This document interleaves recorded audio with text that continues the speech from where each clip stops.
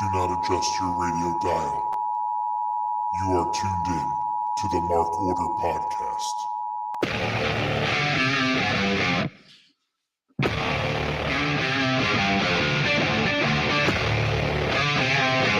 Join the Mark Order.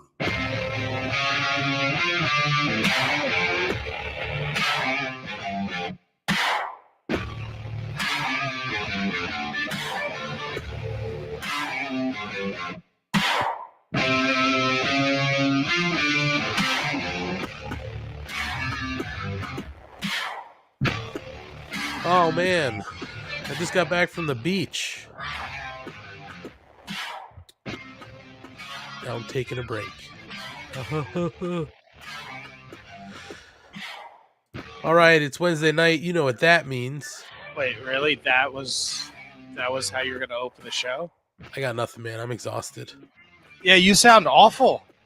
Do I? Yeah, you sound like you're exhausted. Oh, well, it's the kind of day it's been, I guess. Do you want me to steer the ship tonight? I mean, I have everything in front of me.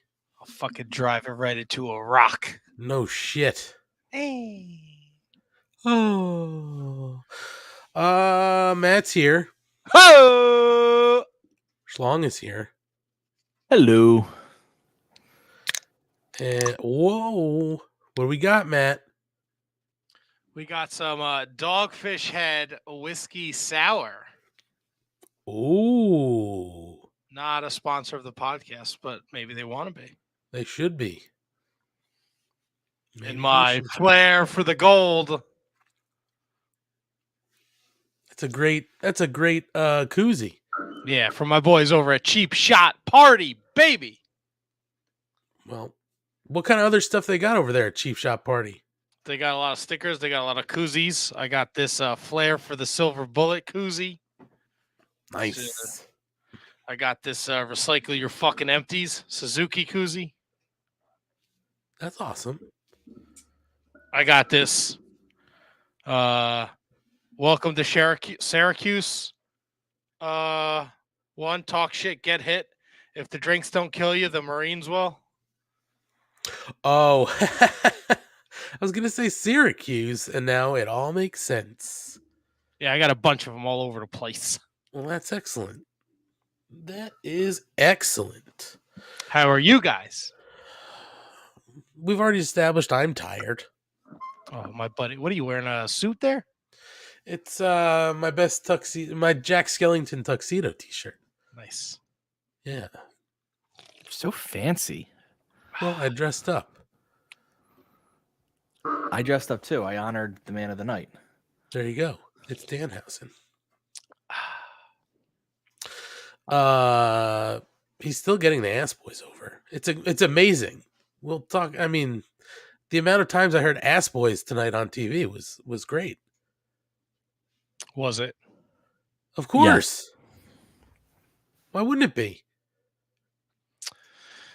I know we have to talk about other things before we get to Dynamite, but I have a lot to say this fine winter evening because I was home for the whole show. Okay. And I got to watch the whole show. So, okay. Well, Are then Matt and Ryan going to be at odds tonight?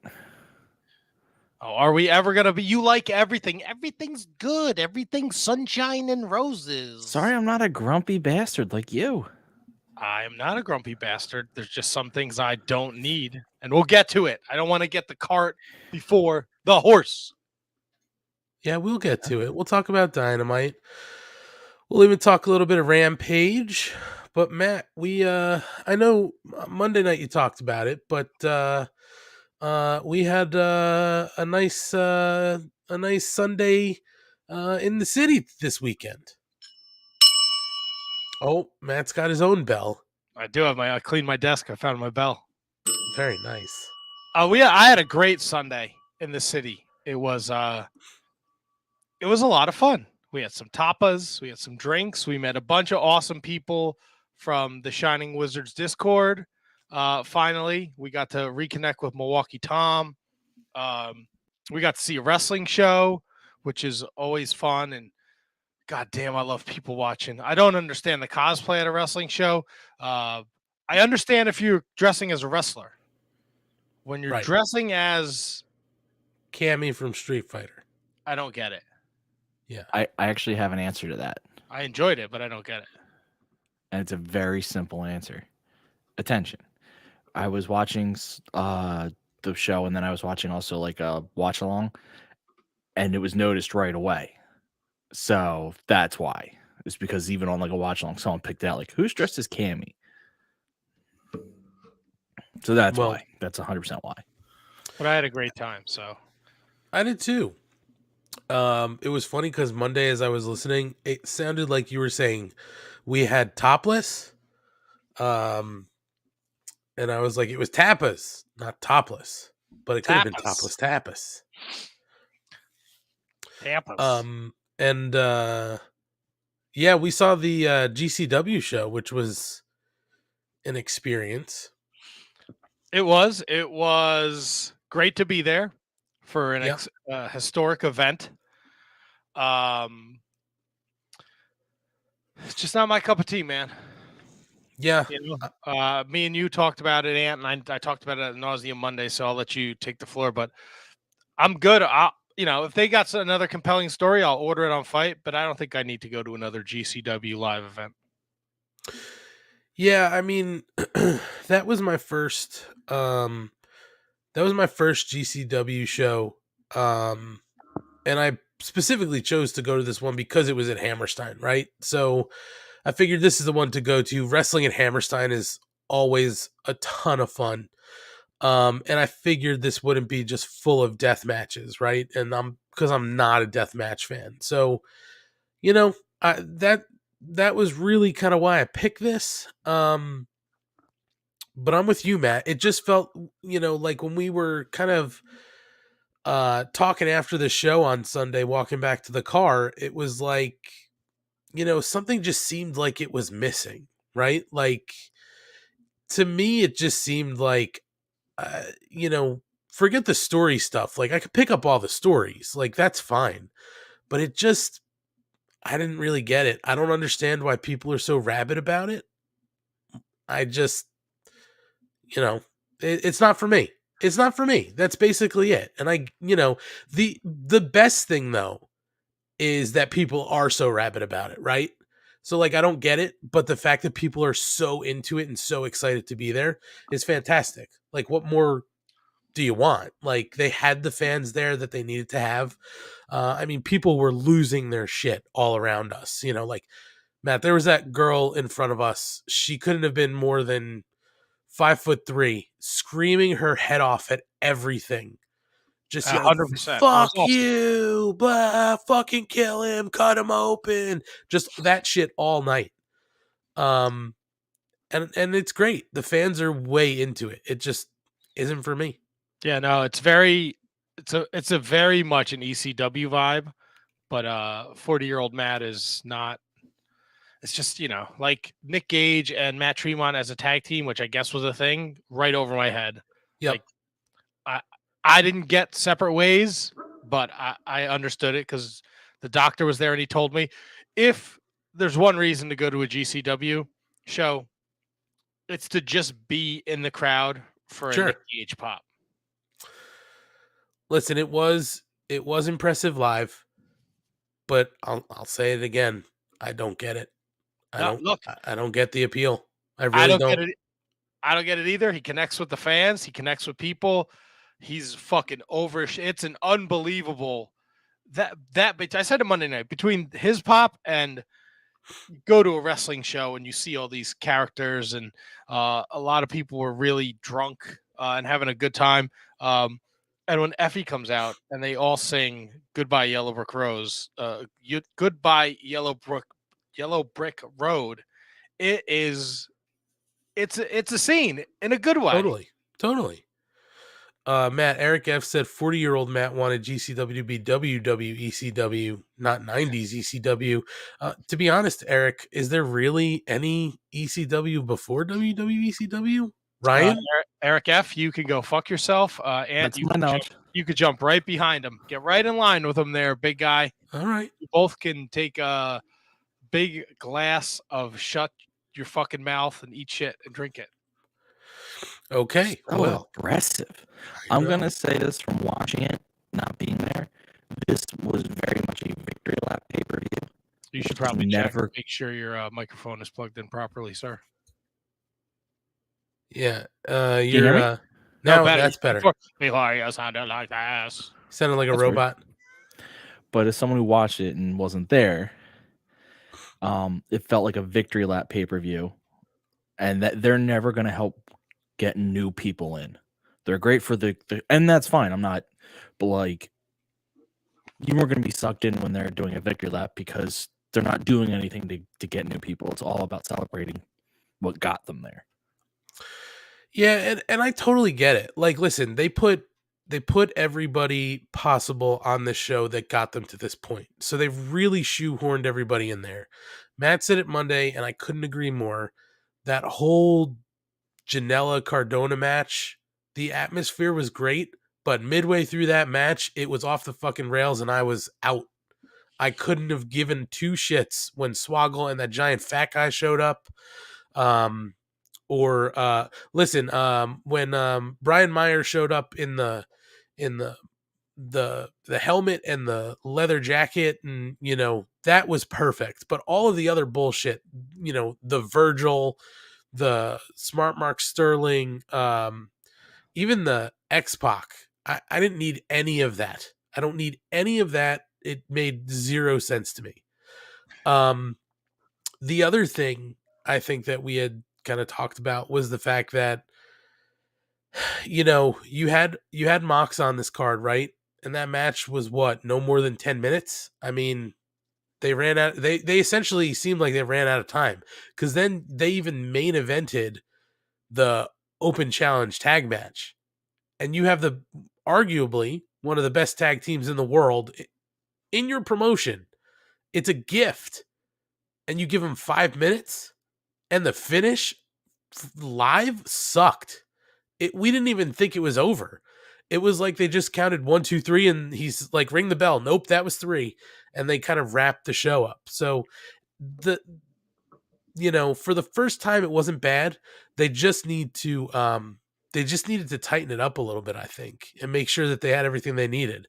At one point during the trios lucha match, over the arena speakers, you heard the guy say, "We got to go home," and they still wrestled for like 5 minutes. So, I don't know. Kyle Sparks says it was admittedly only my 3rd or 4th GCW show, but really wasn't their best effort. They also didn't seem prepared for the hard out on pay-per-view. Yeah, I'm with you, Kyle, because it seemed like that when the finish to that match happened. It just seemed like they counted 3. No matter what happened, that was 3. It was over, and they rang the bell. But yeah, because I think they wanted to. Now my internet's being shitty. Can you hear me? Okay. Yeah, you're good. I think they wanted to get that last image too of Nick Gage in the ring with all the GCW talent around him. I think that they wanted to go off the air with that being the visual. Of course, and I listen. I totally get that. I totally get it, because it's a love letter to the fans, right? Like, I totally get it, but you can't do that when you've got the talent that you had there at your show.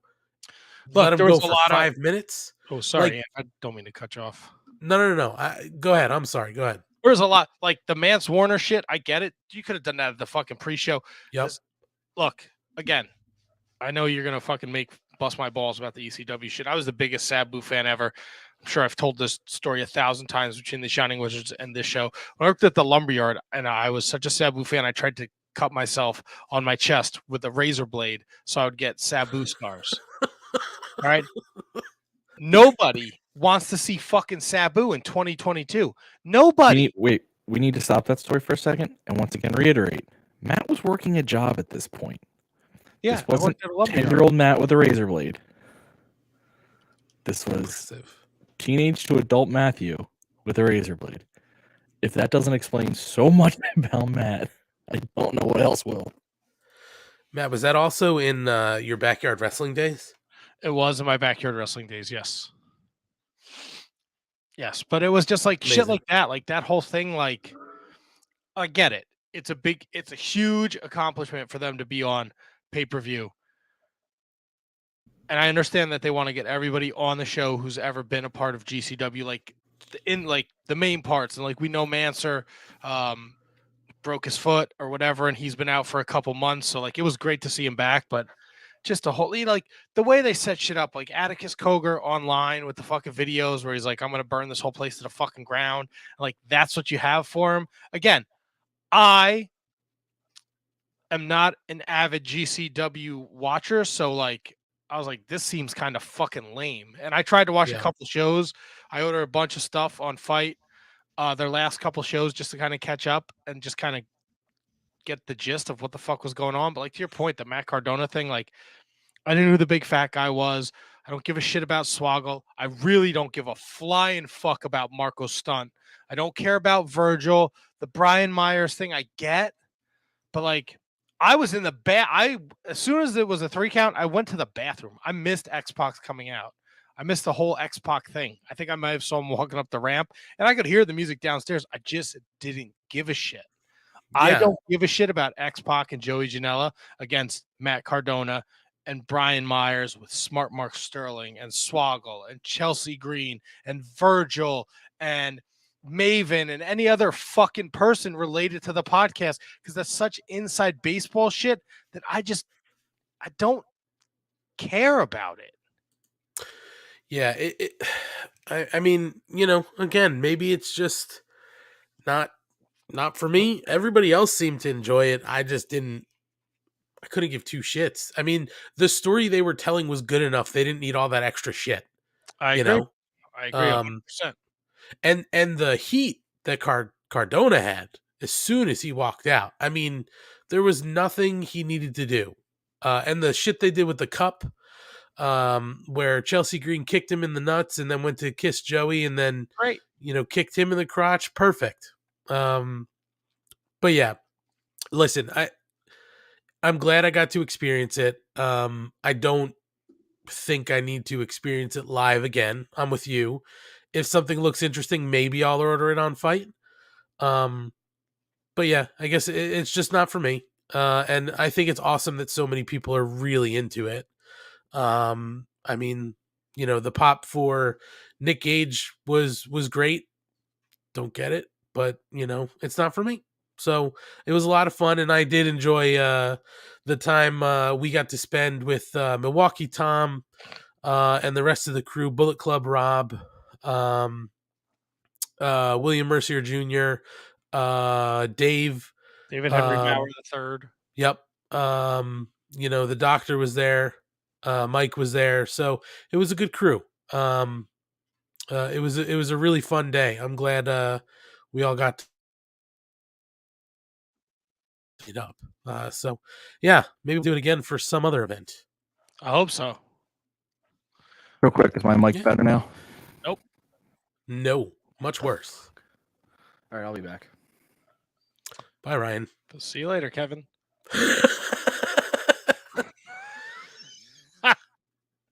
Amazing. I'm a trickster. Matt, Yes, Mrs. sir. Money said you need to post some clips from your backyard wrestling days. Here we go, Mrs. Money. I got you right here. Oh boy. Just shared it. When you're done with this episode, it should be popping up any second now over here in the chat. There's some clips out there. I know Tony has some of the tapes. I have to find them, but yeah, I don't know if does it show up? I don't know. We'll see. We'll see. I tried to share a link. Doesn't look like it worked. No, it doesn't look like it worked, huh? Guess they're like, fuck you and your links. It's not very nice. It's a YouTube video. Well, YouTube, so get the fuck out of here. Clearly. There's no links. Matt, so Yo. Rampage Friday night. Apparently it was the best ratings they've had in weeks or in months for Rampage. It did actually 594K viewers, which was a 13% over the previous Friday's taped episode, it had Mox and Jade, and of course Hook. So maybe that's why it did so. It was also live, but they must love it when they get numbers like that every so often on a Friday night. But real quick, let's talk about this. Moxley fought Ethan Page. He defeated Ethan Page. That was his first return match since he left for rehab. After the match, the big news was that Page was still hanging around. He hit him with the Paradigm Shift. He exited the ring through the crowd, and as he got to kind of the exit backstage, Bryan Danielson is standing there, and they kind of stare each other down. So it looks like we're heating up Danielson and Moxley, which I'm excited for. As am I. Yes. Jurassic Express cut a promo.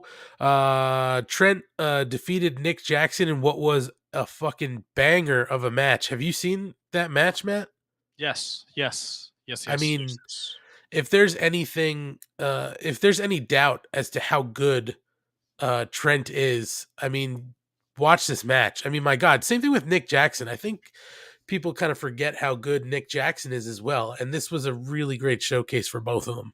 I mean, I would have loved to see Roppongi Vice, that reunion, but it'll happen.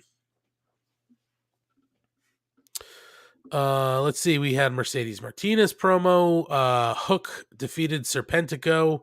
Not a surprise there. QT Marshall comes out to talk shit in Hook's face, and he lays out QT Marshall as well.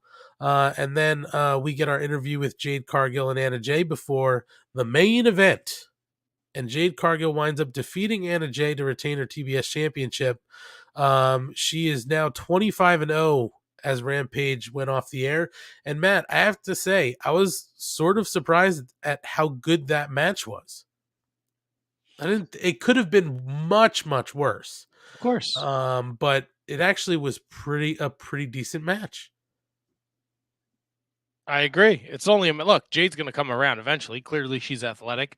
And it's just going to take time. And I think this was a huge step for her. It looked great. She won. The right person won. It's interesting to see what they're doing with her, as we saw tonight on Dynamite. So it'll be fun when we get to talk about that. Yeah, for sure. I know that if Ryan was here, Matt, and we asked him about these matches, what do you think he would say? They were all fantastic. He loved everything about them. He loves the storytelling, and he can't wait for more Rampage. That sounds about right. If you want to see the introduction video to the MBW Backyard Wrestling, go to @Wizards Podcast. I just tweeted. Here you go here you go, Mark Order Pod peeps. I tagged the Mark Order Pod in it. Is the MBW television intro. And you can watch it when you're done watching us talk about AEW, and you could laugh at skinny Matt doing crazy shit in the backyard. And Matt, just to remind the people what MBW stands for, what was MBW? It was Masochists Backyard Wrestling. Masochists Backyard Wrestling. Yes. Sounds about right. Yes, we're very much influenced by the ECW. Sounds like it. Oh, we were. It was a good time. Ryan, how's it going? You're back? Is this better? Oh Much my God, better. so much Jesus. better. It wasn't my mic. It was my internet, because for some reason my computer decided to download Windows 11 without asking me. Oh, fun. So it was trying to download an entire Windows thing. So I had to just stop that. Sounds about right. Schlong, anything you want to call out specifically about Rampage Friday night? It did a good ratings pop. There were some good matches. Anything you want to call out? Hold on. Now I got to go back to Rampage. I was so fixed on fixing my mic. It's all good. So Rampage was Moxley versus Ethan Page. We also had Nick Jackson and Trent, Hook and Serpentico, and then Jade Cargill and Anna Jay. I'm gonna say that was actually the one I want to shout out is Jade Cargill versus Anna Jay. That was a good match, and if Jade can continue to give matches at that level, then they've hit a home run with her. Because yeah, it's still not like Thunder Rosa level or Serena Deeb level, but when you add in her personality and her ability to talk, you've hit a home run if she can go out and just deliver decent, good matches. So I'm very hopeful, especially because while I like Anna Jay, it's not like she's the most experienced ring Right. general out there. She's new herself. So to deliver that match with a good story behind it, leaves me hopeful for the future. Yeah, I mean that match could have been a complete shit show as Matt wipes snot off of his chest. I don't know if I got it on my chest, but Well, what are you wearing tonight, Matt? hey, Oh, bless you. What are you wearing? Oh, I got this this awesome Adam Cole t-shirt in my Pro Wrestling Tees crate this month. Very nice. Yeah. Very nice. Oh, excuse me. Yeah, Ryan, I had said that if you have any question as to how good Trent or Nick Jackson is, just watch that match. I mean, it was unbelievable. Phenomenal. That whole Rampage was good matches. Yeah, I mean they did good ratings pop. I'm sure Moxley coming back And was, being live. Yes, was a little bit of the cause for that. So either way, it was a fun show. Listen, an hour of wrestling on Friday night, I'll take it. Yeah, buddy. So all right. Listen, Matt is sneezing. You're right over there, coughing bud? shit up. Yeah, what is going on? Hairballs? I'm much better than somebody who's not here.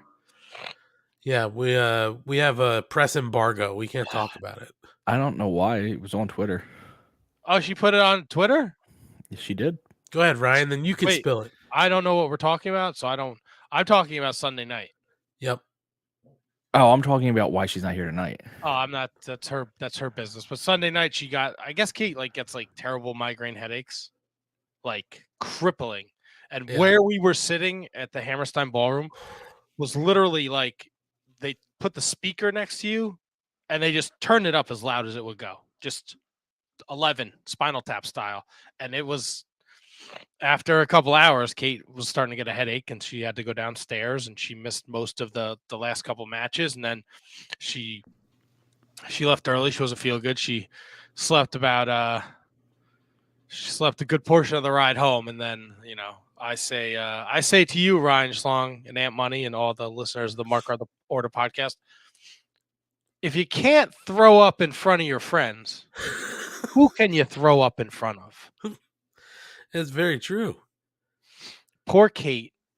God bless her soul. I've been there. I've never been there with a migraine. I have. She had to stick her whole head out the car like a doggy, and she pulled the trigger-ish. I can remember. I get them bad too, like that. I can remember dry heaving in my friend's lawn because there's just nothing else to come up, and the pain in my head was so bad. So we had a sleepover Sunday night. Oh, very fun. I set up Kate with I set her up on the couch. My wife has a divider type deal, so we put that up in the living room for her. And I left her to her own devices. My wife was at the diner, so I did get to eat because I was fucking dying for one of those New York City pretzels when we left at Hammerstein, and no shot. No pretzel, guys. I was shocked. Very disappointing. Oh, well, what are you going to do? Thanks a lot, COVID.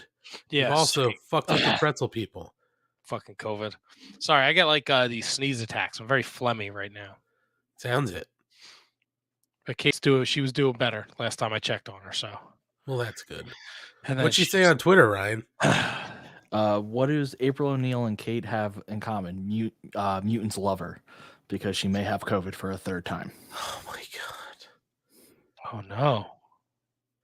Put it out there? She did. I wouldn't say it if she didn't. Oh yeah. April O'Neil, handshake me, beloved by mutants. Pretty sure I have COVID for a third time. Get vaxxed, get boosted, get tested. I don't know how it would be physically possible at this point, though. It's gonna lead me to believe that how some people always get bronchitis or stuff like that. They just are susceptible to it. She must just be susceptible to COVID. It's insane. Well, I better let my wife and my mother-in-law know. She doesn't know for sure. I mean, she hasn't. And you guys would be in the clear because you saw her Sunday. And she didn't get sick till today, so Doesn't matter. Thanks, 48 Dr. hours. Song.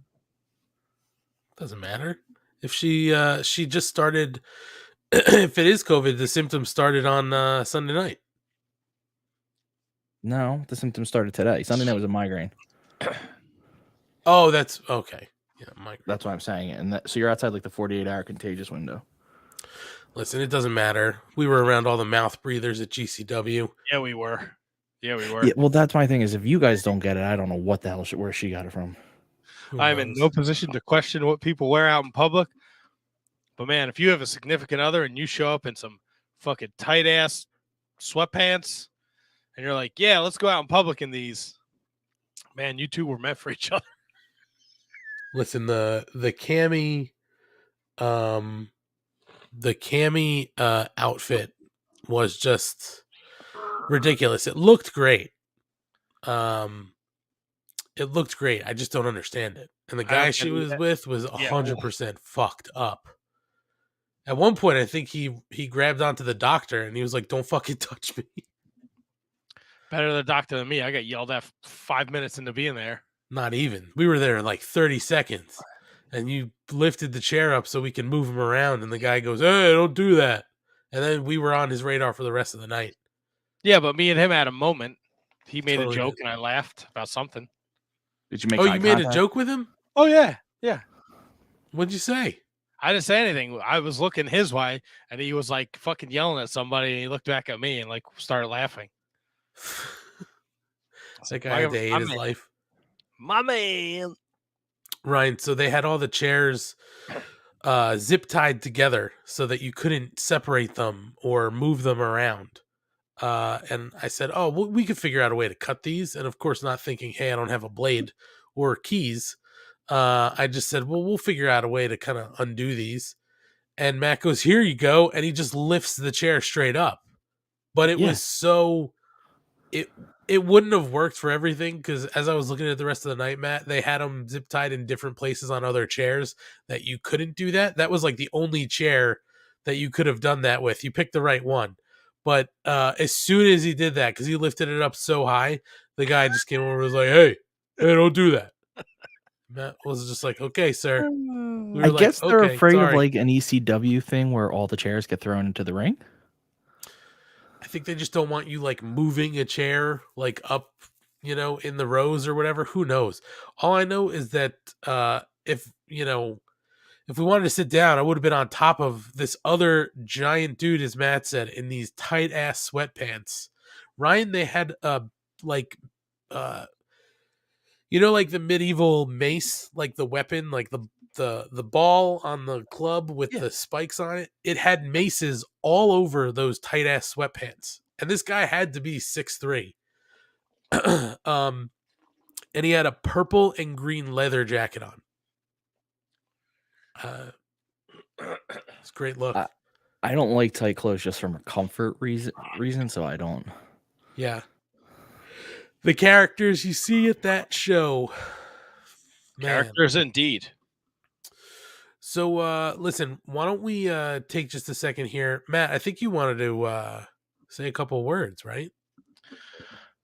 Yes. So if you are listening to this podcast, you're watching us on YouTube. We are part of the Shining Wizards Network, and you want to head over to the shiningwizardsnetwork.com to check out this array of fantastic shows that are on the network. Of course, the Shining Wizards podcast, I'm part of that every Monday night at 6:50, available on YouTube, Twitter, Twitch, and Facebook. This past week, we had Jazzy Gabbert, better known as Alpha Female. She was in NXT. She is starting a brand new wrestling promotion in Germany called Serious Sports Entertainment. We talked to her, and then we did a little wrestling rewind and talked about the 1988 Rumble and the 1988 Bunkhouse Stampede. So that's available on the Shining Wizards Network.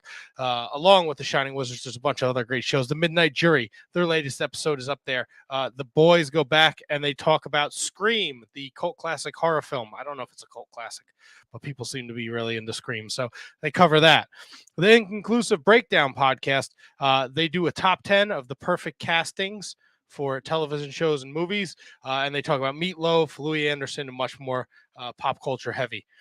The Ringside Rant, The gentlemen over there are on the way to the 2005 Royal Rumble. So Justin and RJ cover the Raw from January 24th, 2005. Our friends from the North over at Radioactive Metal. The boys take a deep dive into the metal scene in 1972, what bands are forming, some other news and notes from the metal scene, and they weigh in on the Decibel top 40 albums of 2021. I guess Decibel is a heavy metal magazine. The Turnbuckle Throwbacks are a couple weeks behind, but their latest episode is up there. It's their kickoff episode of 2022, where the boys just kind of catch up with each other, talk about the current landscape of wrestling. Wrestling Night in Canada, the gang brings you their own Wrestling Night in Canada awards for 2021. So that's a fun episode to listen to.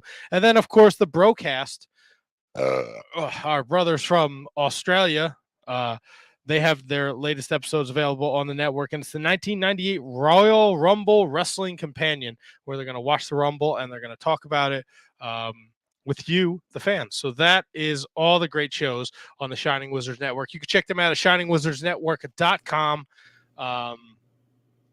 You're right, Rob. I don't listen to any of the shows on the network. Rob Humphrey, hearing Matt say heavy metal is all proof that all the proof I need that he doesn't listen to it. You're right. I don't listen to Radioactive Metal.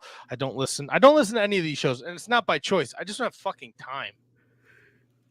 Don't listen to the anti-PC podcasts before they get shut down by Twitter Jack and Zuckerberg? I've listened to the Midnight Jury before. They do a great show. I just don't have enough fucking time, man. I got my own podcast to listen to, not like Shining Wizards podcast. I got My Favorite Murder. I'm listening to a great podcast about this woman that was catfished for 10 years. Oh boy. And it was like this person who was doing the catfishing was like super like, oh, good stuff. Yeah, so I'm all over the place. I just don't have enough fucking time to listen to podcasts. But these are all great shows. I would not have greenlit them to be on the Shining Wizards Network if I did not think they were good enough. Well, you at least listened to them once to greenlight them, I guess. Yes, but I mean, a lot of these shows have been with us for years. Midnight Jury, Inconclusive Breakdown, Radioactive Metal, Turnbuckle Throwbacks, the Brocast and Ringside Rant are the latest additions. Wrestling Night in Canada is just the Radioactive Metal guys talking about professional wrestling. Mm-hmm. Listen, all I know is that you could listen to Turnbuckle Throwbacks at Turnbuckle Throwbacks. Yeah. Fucking Phil. All right, guys. Yeah. Let's look at the rankings real quick. Give it to me, baby. The men's rankings today. We know who our champs are: Hangman Adam Page, Cody Rhodes, and Sammy Guevara. They're going to settle that tonight. But our number one ranked male is Adam Cole, followed by Dante Martin, Lance Archer, Andrade El Idolo, and Powerhouse Hobbs. Oh my. An interesting top five. In the tag division, our champs are Jurassic Express without Marco Stunt anywhere to be found. I have a small dick. Yes, I know you do, Matt. Private Party are our number one ranked team, followed by the Ass Boys, the Acclaimed, FTR, and Kings of the Black Throne. These nuts. Got him. Got him. And then in the women's rankings, our champs are Britt Baker and Jade Cargill. Our number one contender is Red Velvet, followed by legit Laila Hersh, Serena Deeb, Thunder Rosa, and Anna Jay. Fucking whore. Whoa.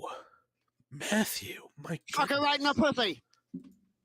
Well, I know that one. I forgot about that one. So, guys, let's talk about Dynamite tonight. It was Beach Break from the tropical location of Cleveland, Ohio. And we started this off with the ladder match, the TNT Championship Unification ladder match, Cody Rhodes versus Sammy Guevara. So, real quick, let's get to the end of this match. Sammy Guevara winds up winning by retrieving the title belts and becoming the undisputed AEW TNT champion. man, what a match. Matt, what did you think about this one? Unfucking believable. Unbelievable. So many fucking Sammy Guevara is like from Cirque du Soleil. He does some fucking that shit where he jumped from the other ladder and then hit Cody with the cutter, the fucking crossroads off the ladder. That fucking senton. Your body is not supposed to bend and bounce like that. And the storytelling is great. Cody going after Sammy's knee, trying to work the leg, because that's his whole game is him flying around, and if he can't walk, he can't climb the ladder. The shit at the beginning of the match with Cody just being like a real fucking arrogant prick. I really enjoyed this. I thought this was great. If the whole reason for the interim championship was to put Sammy over again, I'm all for it. I really, really like this. I thought these guys did an excellent job. They beat the dog shit out of each other, and I'm excited to see what's next for both of these guys. I'll say this. The one move that I think got me, there was a lot of great moves during this. The one move that got me was when Cody turned the ladder over upside down and had it open and then dropped Sammy on the hinges that were opened. I was just like, oh, that can't possibly feel good. I mean, none of it can feel good, but that one got me. But yeah, just amazing stuff. Ryan, what did you think about the match? I mean, as much as Matt's gonna make fun of me for loving things all night, it's hard to not love this one. It was that awesome. I will say the one part I didn't like, and Matt is gonna be astounded, is I don't get the Fuego interference. It didn't make sense storyline wise. You know what? I almost forgot about it. Thank you, Ryan. Sammy is the good guy in it, so he shouldn't need help. I get I saw someone on Twitter say if you want to do that spot, have their ref be the one that stops Cody, which would have made more sense than Fuego coming down. It didn't make sense, but it was forgivable because the rest of it was so awesome, and I loved the way they used the ladder. I felt like there was a lot of, I don't say callbacks, but they used the ladder uniquely, which to me was when Shawn and Razor had their ladder match. They didn't use it like it would go to be used later on. They kind of used it like Sammy and Cody did for a while, which is more as a stationary weapon doing cool things around it instead of like the moves. And then Sammy does the swanton and the ladder doesn't break, which just made it look worse, more painful. But I'm with Matt. If the whole point of the interim title was to do this, it was well worth it because it made it feel important. It made the title feel very important. You had two guys going out there killing themselves to try to win. And again, just what Matt said, Sammy does things in such a unique way. Even his normal moves look a little bit different than most people do them. And it just helps him look so cool. I'm very glad that they didn't do something. I'm very glad they didn't do something like they're both on top of the ladder and they both grab a belt, right? And now this isn't resolved. Like I was very happy that this was resolved, and Sammy did deserve to keep this championship. So I'm glad at the outcome. That Ryan, you mentioned it, or Matt mentioned that the cutter jumping from the ladder in the corner to Cody under the belts, leapfrogging was just incredible. That one just for me took the cake, but what an amazing match. Kudos to these two guys. A hot start to the show. And Matt, I think you wanted to, before we kind of move on to the rest here, I think you wanted to give a little bit of history on kind of Beach Break and the ties to Bash at the Beach. Yeah, well, because AEW is a fairly new company, I don't think we get to go back in the time machine that often. So they mentioned it tonight. This is the third installment of Beach Break. The first one was actually called Bash at the Beach, but it's the same idea. So the first one took place on January 15th. And it's fun to look back at this stuff because of the way the company is shaped now. So the opening match of that was the Elite, Adam Page and Kenny Omega against the Young Bucks, the Inner Circle, Santana and Ortiz, and Best Friends, with the winning team facing SoCal Uncensored for the AEW Tag Team Championships. the Elite would go on to win that, and Adam Page and Kenny Omega would go on to beat them on the Jericho Cruise to become champions. So I thought that was fun. Here's a gem for you in the short history of AEW. Sheeta and Chris Statlander defeated the Nightmare Collective. Oh, that's a throwback. Yeah, Brandy Rhodes and Mel. I wonder whatever happened Mel. to her. Yeah, Mel. Fell off the face of the earth. Moxley defeated Sammy Guevara by submission. Okay. Listen to this banger. MJF, the Butcher, and the Blade defeated Dustin Rhodes, QT Marshall, and Diamond Dallas Page. Boy, I like one I of those remember teams. that one. And Pac beat Darby Allin. Wow. So that was the first Bash at the Beach / Beach Break. And then last year, they gave us Beach Break from Jacksonville at Daly's Place. And that gave us Jericho winning the Tag Team Battle Royal, where him and Sammy wrestled the Young Bucks for the tag titles at Revolution, right? Let's sex Yeah, gods, weren't they yeah. list? Yeah. Les Sex Gods, yeah. Britt Baker beat Thunder Rosa by knockout. Oh, wow. Adam Page and Matt Hardy defeated the Chaos Project. Okay. Lance Archer beat Eddie Kingston in a lumberjack match. Not a surprise there. And Kenny Omega and the Good Brothers defeated John Moxley and Death Triangle, which was Pac and Ray Phoenix, in a 6-man tag match. Interesting. Now, Matt, the first one, was that in Miami? Yes. Okay, so they did Miami, Jacksonville, and now scenic Cleveland, Ohio. I mean, you got it. Tony Schiavone was out on the water with Ricky Starks and Will Hobbs. I guess it's a beach. I don't know. It was scenic, and that did happen after this match, Matt. This ladder match. Hobbs and Absolute Ricky Starks were interviewed, as you said, on the beach in the snow. Schiavone kept mentioning how cold it was, and Hobbs challenged Dante Martin to a rematch, and Starks accepted the challenge from Jay Lethal for the FTW Championship on Rampage. I just want to call out that Will Hobbs has maybe the best wardrobe of anybody in AEW, and that's saying something. Better than the Young Bucks, and they have some drip. But boy, Will Hobbs in those overalls, no t-shirt, and the fur coat, just fantastic. Great look. Let's see, guys. We had Wardlow make his entrance with Shawn Spears. A homecoming match for Wardlow. It was a handicap match. Wardlow versus Elijah Dean and James Alexander.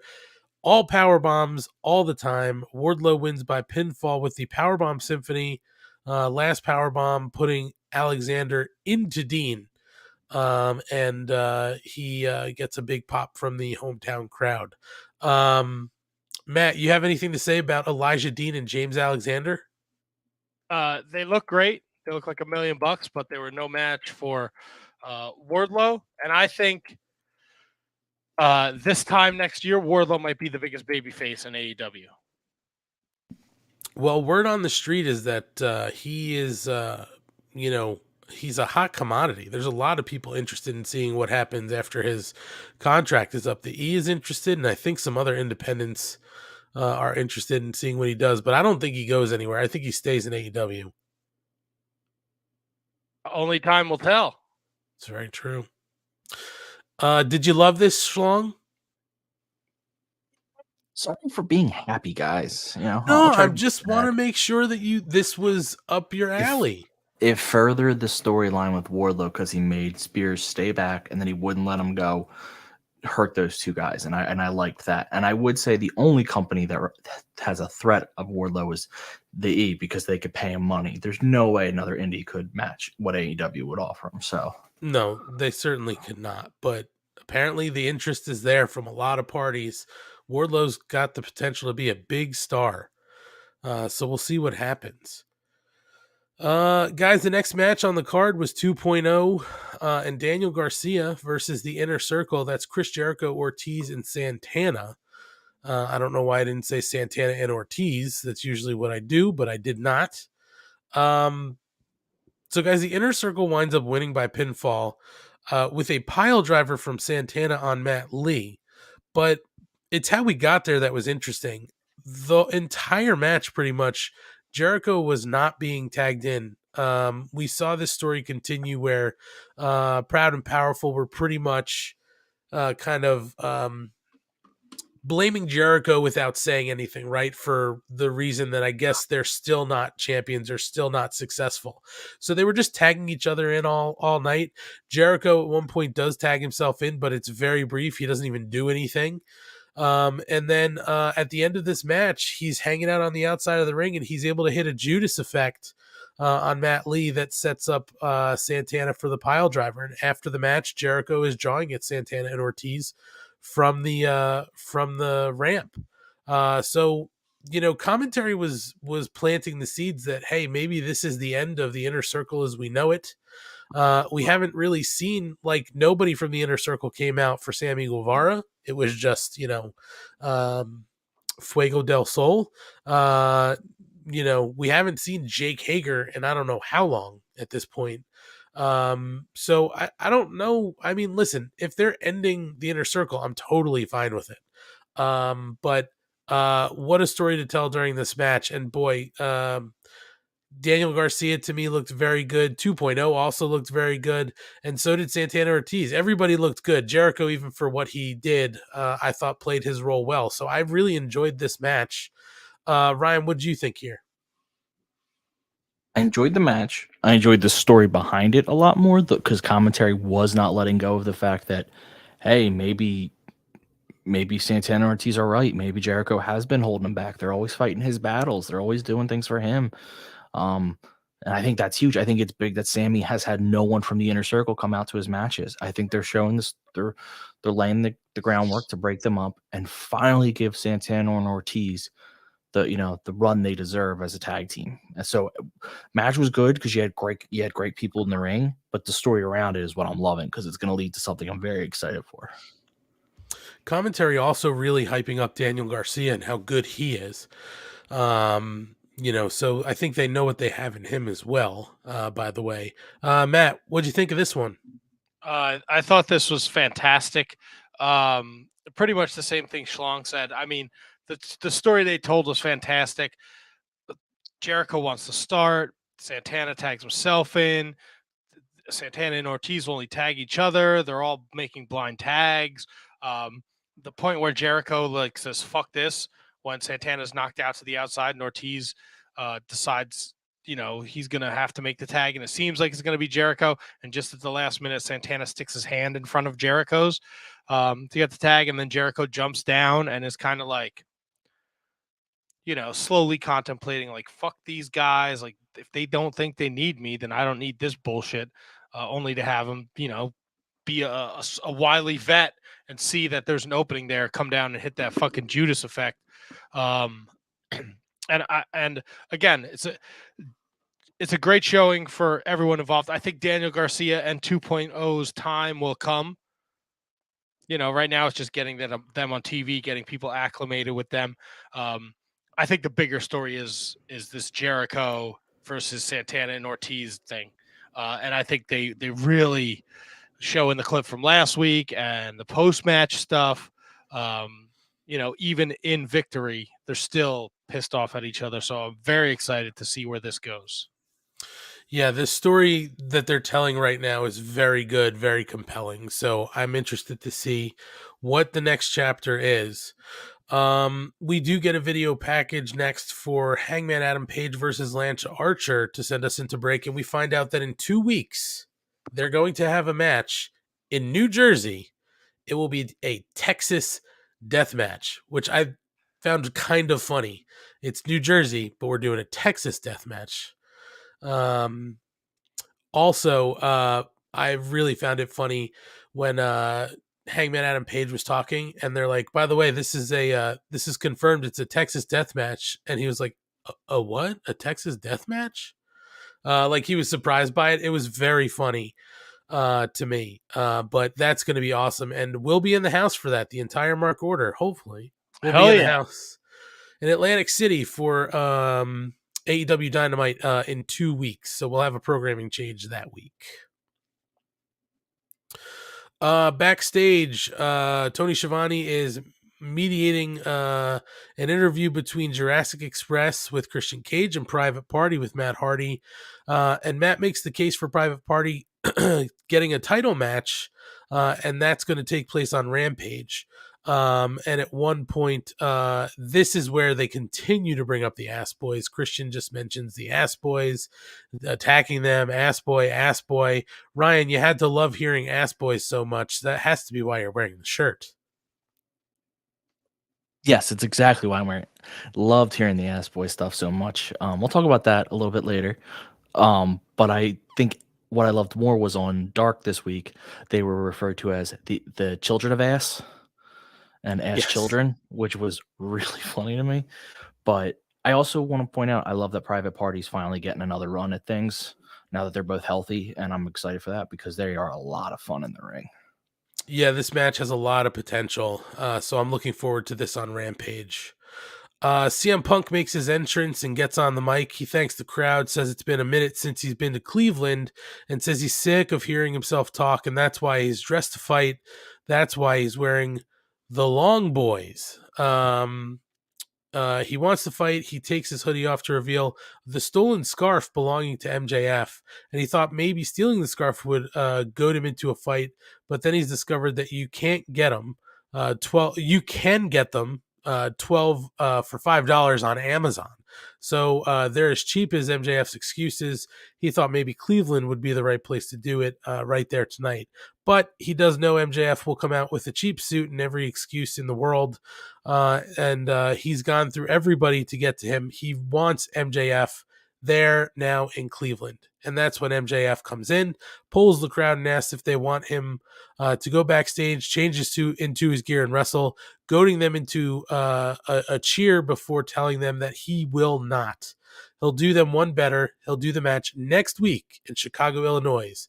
CM Punk versus MJF. They're not in Chicago, though. They're in Cleveland, and people want a match right now. They want it so bad, or at least they think they do. It's going to be spectacular, but the outcome will be disappointing because the second he loses, people will see the real CM Punk. CM Punk, who loses that fake smile, willing to sue, who will say, I'm leaving wrestling again.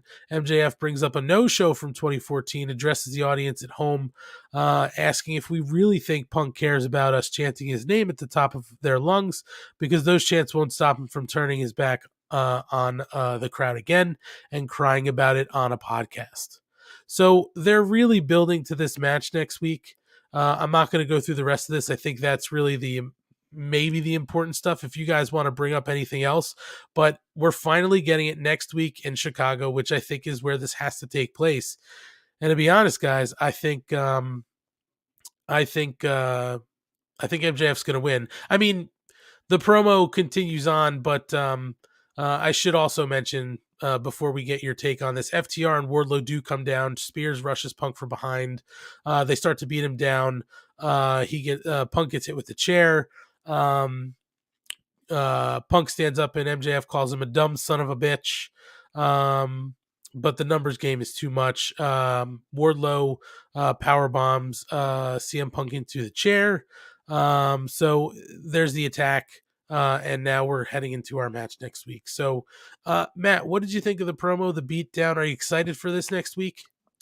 Well, you reading back the promo almost made me fall asleep again, like the original.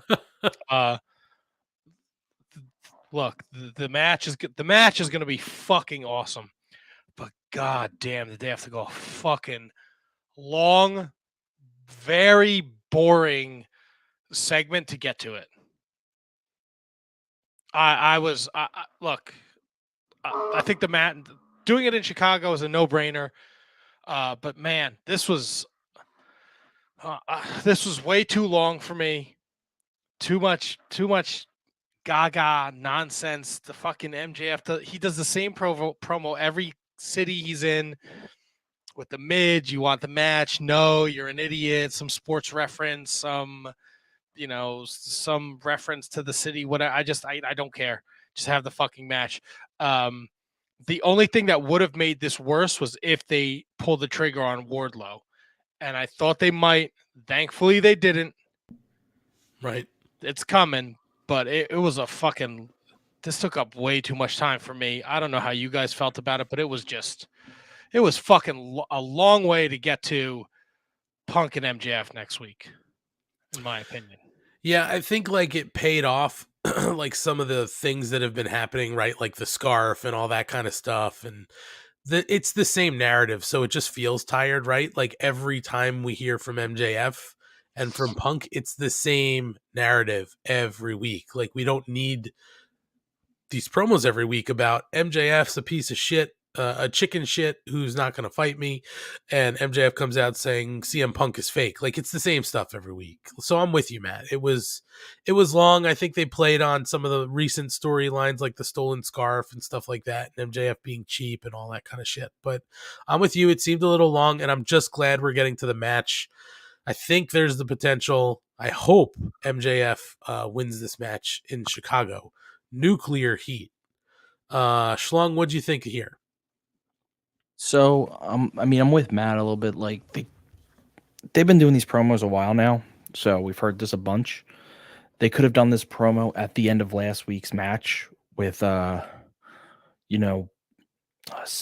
Spears, so that like because it was a quick match. The only thing that came out of it is finally announcing when they're gonna go at each other, so that's good. But to me, you have a lot of talent on the roster. Part of having the good thing of having all that talent is you shouldn't need to have like an MJF Punk segment every night. You can put someone else there. And they're just, especially because now they have all this high quality talent. Like they don't need to put these guys on TV every week. You can spread it out. I know I still think they're trying to let all these markets see everyone because it's the first time. And, this was a big show, Beach Break, but they got to stop insisting on having these every week. Spread it out a little bit. So finally, we get this match next week in Chicago. It should be a good one. We'll see what happens there. The Acclaimed get a promo, and Anthony Bowens says he's going to beat Jon Moxley on Rampage this week. So we're going to get Bowens versus Moxley. That should be fun. And when we get back from commercial, Julia Hart and Griff Garrison, who the fuck is Griff Garrison, by the way, is being interviewed backstage.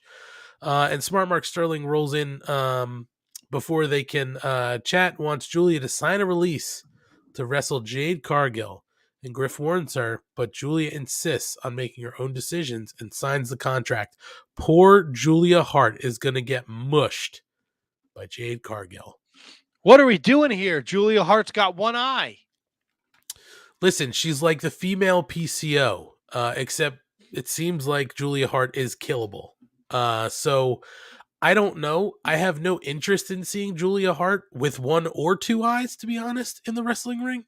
So I just think this is going to be terrible, to be honest. Schlong, what do you think?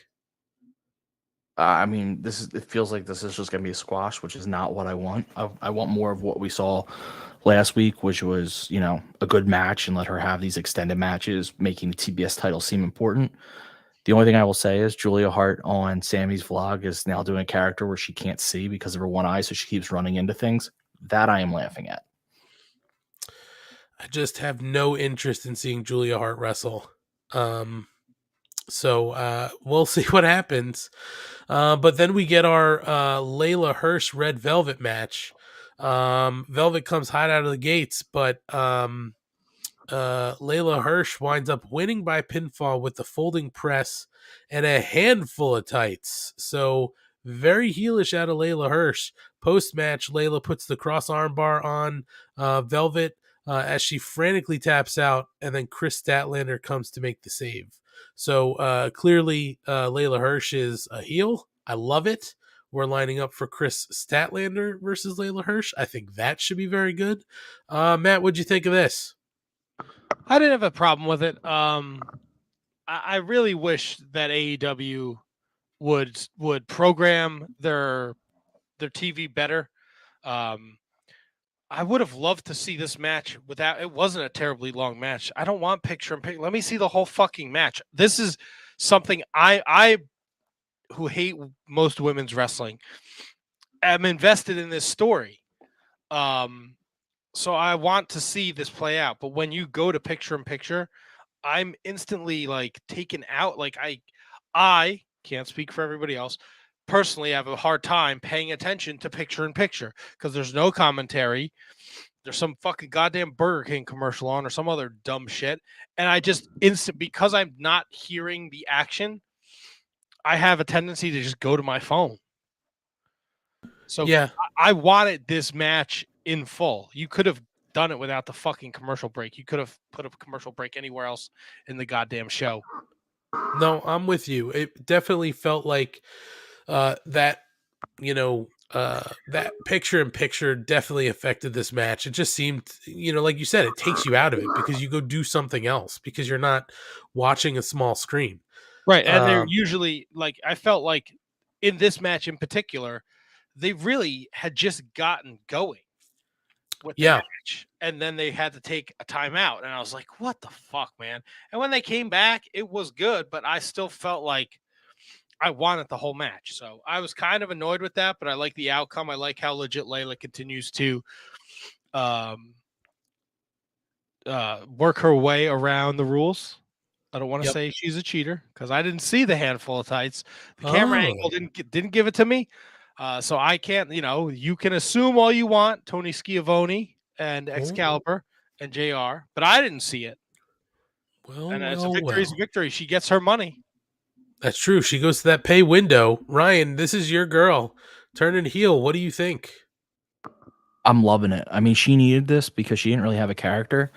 They have a lot of faces. They could use some really talented wrestling heels. Now they have Deeb, they have her, and they have Britt. So they have and actually have Nyla to be the monster and Jade. But Nyla and Jade aren't going to give you the classic matches. You have a better chance of that from a Serena and now a Layla. I'm with Matt for the most part on his picture-in-picture thing, though I've kind of come to accept that that's just the price you pay anymore to have these companies on TV, that in order to get the contracts they get, you have to have it. Though in reality, we go back to that Punk promo. If you put Layla and Red Velvet there for the same length of time, they have a full match with no break. You put the Punk promo here, and you can do a quick commercial when MJF walks out. You can just not have it. You can have it be very, very short. You could do a bunch of things and save on this and give them the full time with no picture in picture that they deserve. So I'm with Matt on that respect. Like they just need to tweak their programming a little bit to give matches that are developing more time to shine rather than another long promo for something we've heard 30 times. Yeah, no, I agree with you. They definitely could have reconfigured kind of the card to get a full match with no break.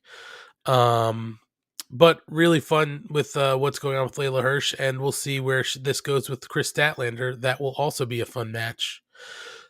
We get a video package from Malachi Black, who's so goddamn cool. And he talks up bringing Brody King in. And we also get Sammy Infuego to do the picture-in-picture cue card gimmick, which, okay, it is what it is. But back from commercial. Stupid. It's I agree. Fucking stupid. So you don't like it, Matt? No, it's fucking dumb. I don't need to see this fucking hand job with this goddamn hand job. They're fucking cue cards. Hey, when you do the picture-in-picture or don't do it during the women's match. Just give them a full commercial so Sammy Guevara doesn't have to come out with these fucking cue cards. Fucking dumb fucking. But you don't think they have a picture-in-picture requirement, like they have to do it so many times? I don't fucking know how TV works, schlong. I'm just saying, logic doesn't apply. I would have much rather watched the ass boys just shake their butts on the camera. That's fair, but I'm just saying they obviously, to get paid the TV contract money they want, which helps us get all these good wrestlers. Yes, I read the cue cards. Yeah, I read all these cards too, like a fucking hand job. But to get the TV money they get, to pay to have all these awesome wrestlers in one company, they have certain requirements. One of them is picture-in-picture, and they're trying to make the best out of it. You could have done a fucking 1,000. You could have had Tony Schiavone open up a pack of fucking AEW cards, and that would have been more interesting than honestly, dog shit. Yes. I'm not even going to argue that. Seeing Tony rip it open and be like, Who'd I get this time? You get any cards yet, Matt? By the way, No, they're fucking impossible to find, and they're fucking super expensive online. Hmm. That's why he's really angry. No, I'm really. I just hate. I fucking hate Reading. Fuego. No, I love reading. I'm reading the I-5 killer book right now. I love Fuego. No, hate Fuego. Hate Wait, Fuego. And I One don't. 1 hour, 10 minutes in, Ant, remember that. I got it. And I don't give a shit. Why? Like here, I thought like, oh, Johnny Gargano's gonna attack Sammy Guevara, and this will be cool. No, it's a fucking. Here's your fucking undisputed, fucking TNT champion and his fucking cards. I Yeah, used to cue be a cards. jobber. Now I'm a fucking champion. And I built this company. Thanks, Cleveland. Here's a fucking turd burglar sandwich. Enjoy. You Turd burgler sandwich. fucking asshole. Piss me off. Okay. Matt Well, is angry. You know what? moving- I was angry. And guess what? My wife watched the show with me. And at one point she said, "Is this the fucking wrestling you want me to go see with you?" I said, This is off. This is an off night for them. Correction. This is the wrestling she is going to see with us. Oh, we haven't got that far yet. Baby steps. Buddy. Come on. I Come know, on, I Ree. can't. Yeah, we need you know a little push in the Discord. Ain't gonna hurt. You know, we'll tag at Miss 12 Gauge. Let her know it's gonna be a good time. Can't wait to see you. Yada yada yada. It's going to be a lot. Atlantic City has lots of guns, just not the kind you want. Boom. He's right. Well, we get back from commercial, and Schiavone is in the ring with a bunch of Pro Wrestling Illustrated awards to hand out. And that's when he introduces his best friend, Britt Baker, DMD. She says it's been a while since she's had a chat with Cleveland. She says for a while it felt like every time MJF and CM Punk had a mic in their hands, they couldn't keep her name out of their mouth. And she lists off her awards: Woman of the Year, Match of the Year, and Most Improved. Cites some sports business to rile up the crowd. And says the women's division was a wasteland before she came along, and she didn't take anyone's spot. She created the top spot. After she took over the entire division, she surprised the entire roster and became the face of AEW.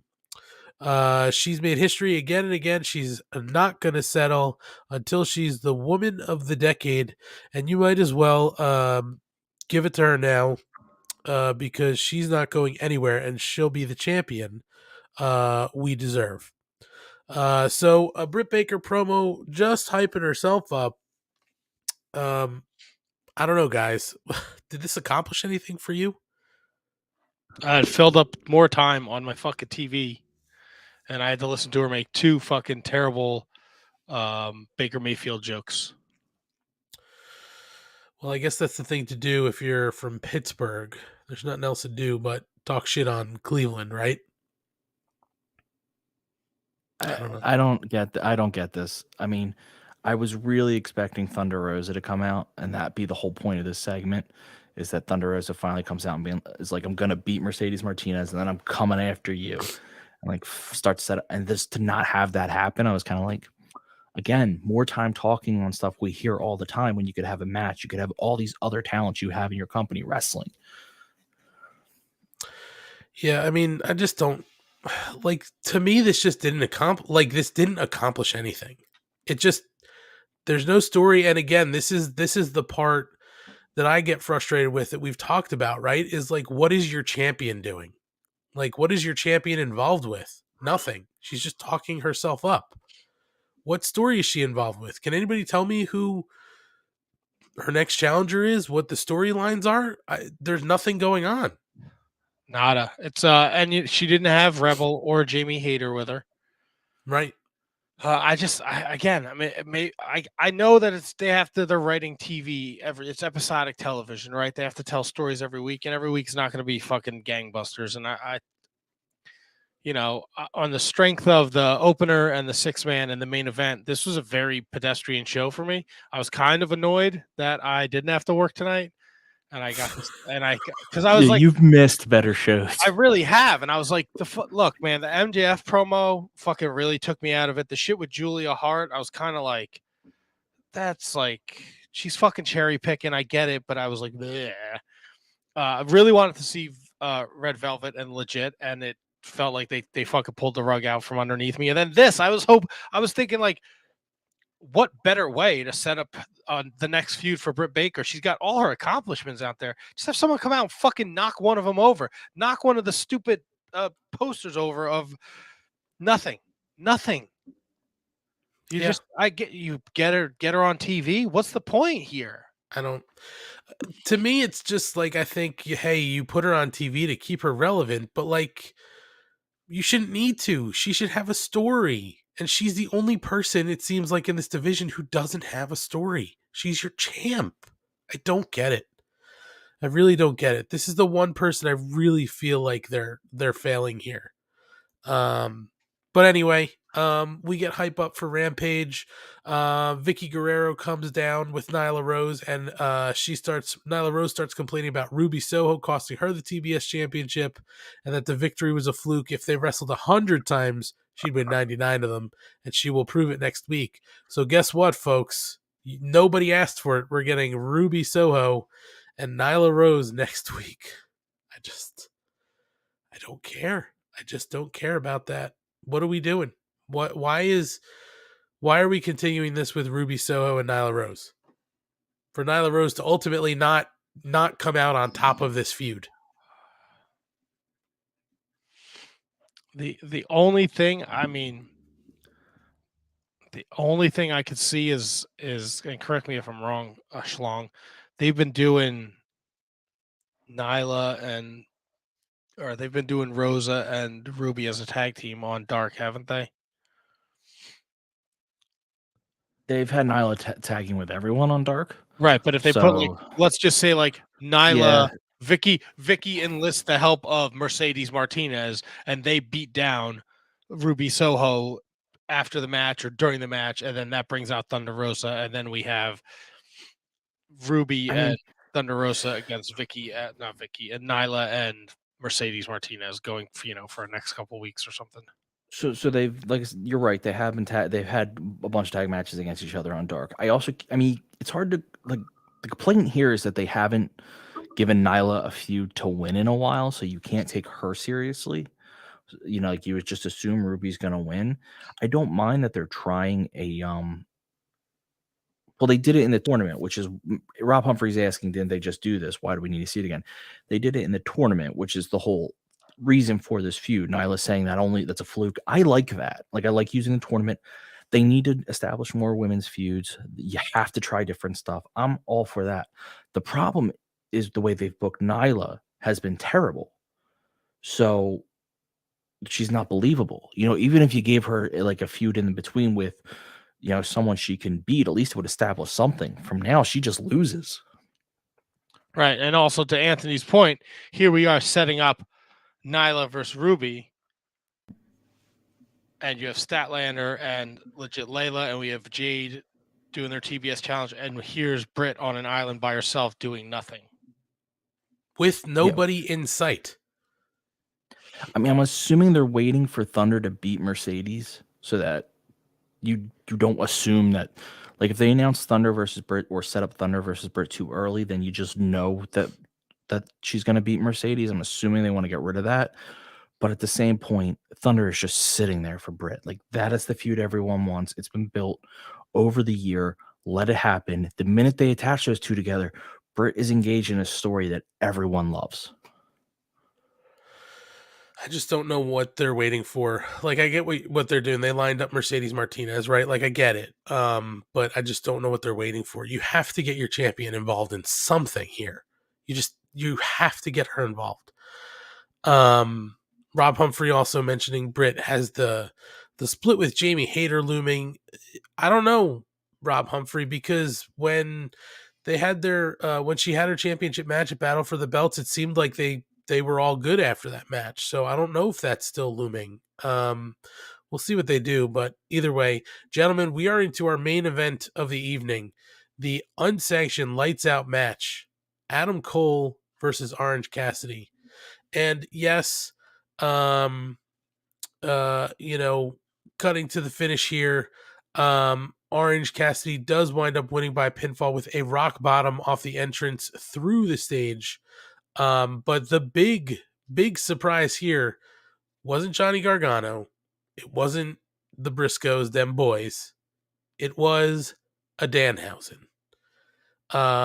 At one point during the match, Cole goes to get a chair from under the ring, but something is hanging it up or holding it up. And we find out that it's Danhausen. Danhausen points at him and is enough of a distraction to help Orange Cassidy hit a tornado DDT. What's that? Oh, I'm sorry, Matt. It sounded like you said something. Maybe I'm just hearing things. My apologies. You are hearing things. Yeah, I mean, guys, were you expecting to see, first of all, what'd you think of the match? And were you expecting to see Danhausen show up here tonight? And I should mention here, Danhausen's gotten the graphic. Danhausen is official. He's all elite. He's in, baby. I think it's First of all, the Danhausen stuff is fantastic. He is great at branding himself. He essentially created the Ass Boys, so I'm sure that will be a super entertaining thing that they're probably going to put on Dark and Dark Elevation. And if anything, that'll drive their numbers up because Danhausen has a great following. And the sky's the limit with them and Danhausen. It just depends on what they want to do with him. I'm not the biggest fan of Pockets, but he delivered tonight. He delivers in all. Look, to be fair, he delivers in all the big matches. Again, it's like GCW. It's not my cup of tea. But I thought this match was awesome. I thought they told a fantastic story. With the hand in the Superman punch in between the steps in the ring. Great, innovative moves with the chain, the fucking lung blower that Adam Cole hits on him. I thought it was a little weird that they went backstage. Yeah.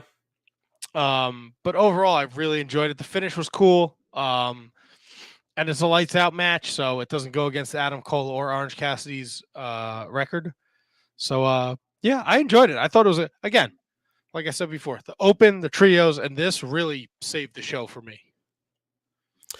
Yeah, it was a really fun match. And Orange Cassidy hit the Panama Sunrise on Cole. So that was a lot of fun to see. Schlong, what did you think here about Danhausen showing up? Was that something you were expecting to see tonight? And what did you think of this match? I can honestly say I wasn't expecting Danhausen to show up tonight. Jesus Christ, that was the biggest surprise I've had in a long time. I loved it, and then to have the graphic after and not have it just be a one-off was awesome. He got a chant on his way out, which just goes to show that this guy is incredibly over. He's a genius signing for AEW. He's a merch seller. Like, he was rivaling their merch sales by himself. I think he beat out Punk at one point. Like, he is the top of the game. So he's going to make his money back for them pretty quickly. Because I saw a couple people online complaining a little bit, but like, how do you sign him when you have all these other free agents? Well, first of all, a lot of those free agents they want have yet to have their non-competes up. Second of all, he's not in this, it's a different comparison. He's not going to be in the main event. He's not at that level. He is a guy who can be in the mid card and generate a ton of publicity and make a ton of money selling merch. And more importantly, he got the fucking Ass Boys over. At the end of the day, not working for the company, sitting at home, just having fun, got the Ass Boys over. Shows you the power of who he is and what he can do. He is perfect for this company because he is as much of a self-starter as you need. And they don't need him every week to keep him relevant because he can just make his videos and do his fun stuff. Match-wise, I liked it a lot. I liked that there wasn't even a hint of funny Orange Cassidy in this. Started out, he broke his sunglasses and was like, this is it, I'm on. I like the commentary pointed that out. I forget what, I think it might have been Shivani, or no, it was Excalibur saying he has the best game face in the business because you can see he actually does get pissed off. He actually does care. But he hides it, and in this match he didn't. And I thought it was awesome. I thought all those spots were cool. I was with Matt. The going backstage was weird for a little bit, except for the fact that when he slammed him through the table, he had a TV fall on him, and you don't often see the monitor stay on the desk. So I thought that was pretty neat. I saw some people online complaining because, oh, Cole's getting buried. How can Cole lose? People forget. One, like Matt said, this is lights out. Doesn't affect his record. He's still undefeated singles. He can go do whatever he wants to do. Second of all, Orange Cassidy isn't he's a comedy character and that he's funny, but he's not a comedy character in that he's Santino Marella, who's standing behind me. He is one of their top baby faces, has been one of their top baby faces. He beat Jericho in a feud. He has been in a championship match and showed up for it. He is one of their top guys. So him beating Adam Cole is not like Marco Stunt beating Adam Cole. This is one of their best guys who showed up. So I'm sorry. I don't see anything wrong with it. No, and people need to remember, you know who the last person to lose a lights out match was? Britt Baker. She's your women's champion. So it clearly didn't affect her. No. Yeah. Doesn't count to your record. Not sanctioned. And it's fucking pro wrestling. Nobody look, you're damned if you do, and you're damned if you don't. You can't do there's no possible way to do a successful undefeated streak. Can't be done. Goldberg, Asuka, destroyed, ruined. They're all useless. It's fucking it's stupid. Yeah, I mean, listen, it's something that, you know, like Cole needed to take a loss, Punk needs to take a loss, right? Like, and these guys will take a loss. It's just about making sure they're doing it to the right people where it makes sense. Exactly. This made sense to me. This match was a lot of fun. And just for the people who maybe don't know anything about Danhausen, it's really not a gimmick that's for everyone. He does speak with a very odd voice and adds Hausen to the end of his words. He might be a demon who's trying to be good or who's innocent and doesn't really understand what evil is, but he's very nice and very evil. And he's been really breaking, since he's broken his leg in November, he was live tweeting AEW shows. He's the one, as we've been talking about, gave the Gun Club the nickname the Ass Boys, and it's been embraced. The fun thing, too, was tonight to see Brody King tweet out, "Oh no, he followed me here," because of their history in Ring of Honor. So it should be a lot of fun. Congratulations to Danhausen, who's put himself over. Yes, Schlong. I just actually you said something that I wanted to agree with. You said, you know, his gimmick's not for everyone. He speaks in a very unique voice. I at first did not like him. The voice really got to me. I couldn't get over it. I ask anyone to give him multiple listens, to hear the jokes he makes. After a while, if you still don't like him, it's not for everyone. But I got past the voice and then started laughing my ass off because his humor is funny to me, the way he messes up names and stuff he does. So I will say this: don't let the voice be the first thing to throw you off and throw you off of him forever. Give yourself time to get past it. Yeah, he's acquired taste, but he's very funny. He does not call CM Punk. He calls him Pepsi Man. Yep. If you watch Ring of Honor, he called Sledge Steve. He was fantastic on commentary. He's funny. He's creative. He's outside the box. He is not, consistently a top seller on Pro Wrestling Tees too. People, and that's all himself. People, he works his fucking balls off to promote his brand. I think he was on Conan too. Conan O'Brien, right? Conan O'Brien Needs a Friend, his podcast. Yeah, he was on his podcast, Out of Gimmick, just talking about kind of, comedy and wrestling and all that kind of stuff and how he was a fan of Conan. It was a pretty good interview. And he's going to help AEW. He's definitely has his own brand and fan base, and that'll bring viewers in 100%. Well, as Kyle Sparks said, Tony Elite had to take some time to save up many sacks of human money to bring Danhausen to A&W. That is very true. They have saved up human monies. Danhausen is in A&W, and it should be interesting to see what happens. He's just going to be that guy, I think, sort of like Orange Cassidy, right? Like, he's going to annoy people. They're going to be annoyed by him. They're not going to get him, and then he's going to show him something in the ring whenever he's, fully cleared to be back to action. Because I just don't know what his status is, right? Like, I don't know if his leg is fully healed up or anything like that. I don't think he cares about his status either. He just wants sacks of money for his blimp. That's right. He That's needs another sacks great of thing money about and him. teeth. He does need teeth, but that's a great thing about him. He doesn't need to wrestle right away. He's so funny in the other stuff he does that he could be on their socials. He can be on whatever stuff they do, all the vlogs. But he can also on the shows be backstage just doing his parts, and people will love it. Yeah, I mean, listen, he's in with I think a bunch of those guys already, right? Like Ethan Page, I think he was on a couple of Ethan Page's blogs and a couple other guys too. I mean, he's seen these guys at Comic Cons and all that kind of stuff. So it's all good. I think that's going to be a lot of fun to have Danhausen and ANW, and we'll see where they go from here. But a fun main event, and yeah, we're on to Rampage Friday.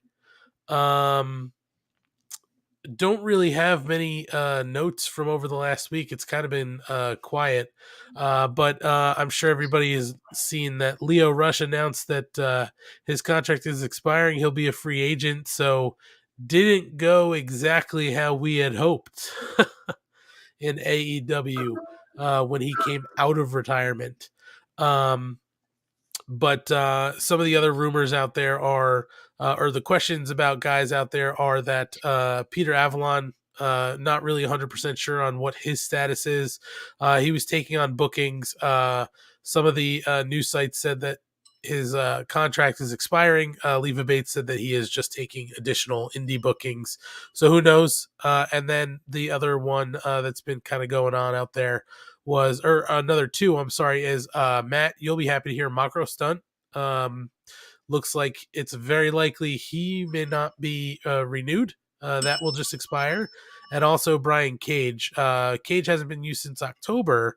And then his wife, Question Con's booking of Brian Cage on social media and in interviews. So not sure if that played into anything, but word on the street is he's been backstage at tapings. He's just had nothing to do. So the thought is perhaps Brian Cage will also be expiring. And I saw the Acclaimed is taking bookings too. I mean, I don't think the Acclaimed is going anywhere.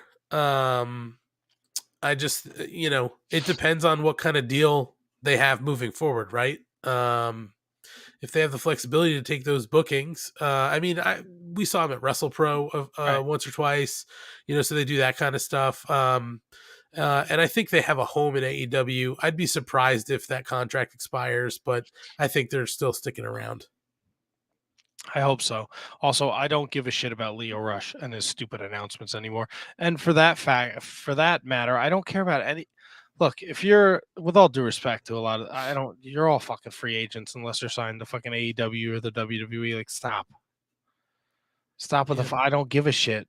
I'm done. I was done with Lio Rush when he retired and he unretired, and I just stop. Just show up and wrestle, bro. You're good. You and Christian Blake was great Sunday.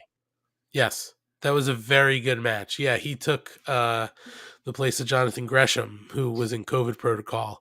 And that's a really nice replacement. But you're right, Matt. Like I can't give a shit about any of his announcements anymore because it's always like, I'm done.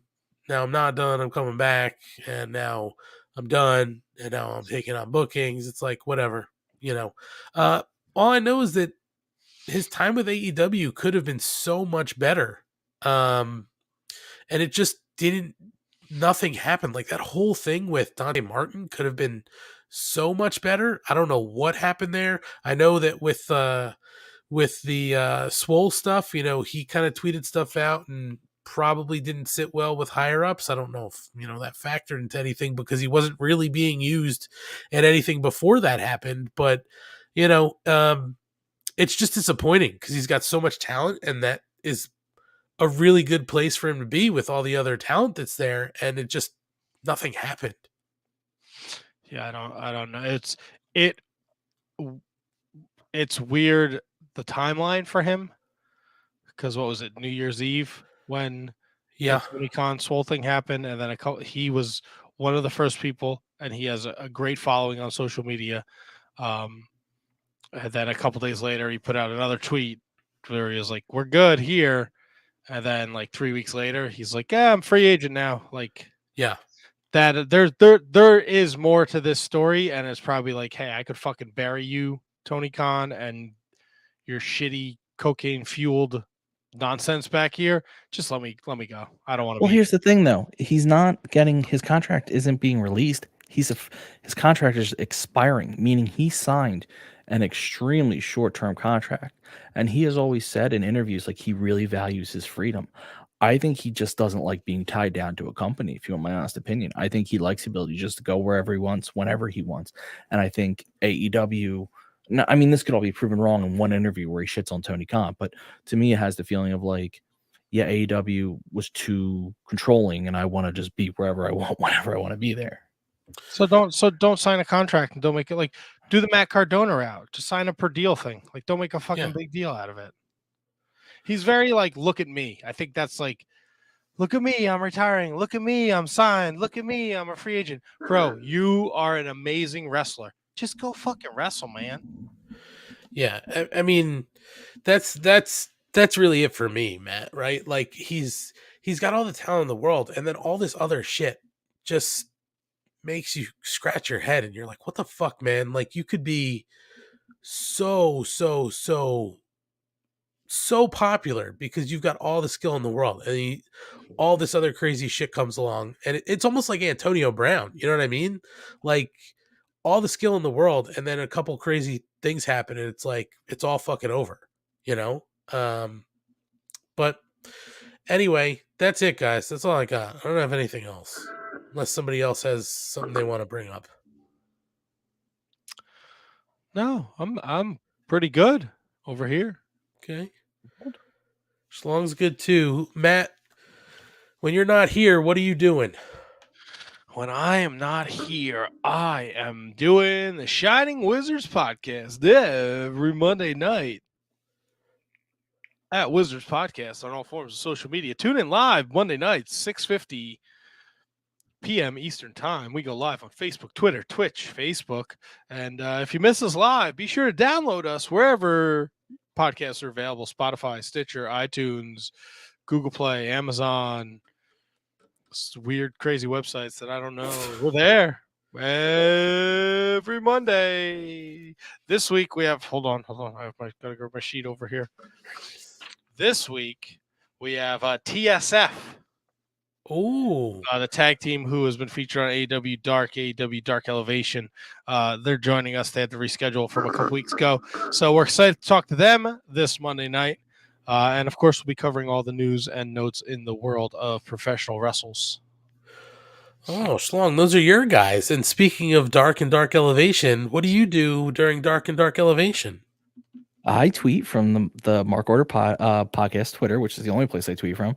So follow me mostly at Mark Order Pod. I've always tell people, assume it's me unless someone signs, because I think it'd be really weird for me to constantly sign my name or speak in the royal we. So I try to limit it. And yes, TSF are my guys. I'm a big fan of them from seeing their stuff. They just did a funny interview with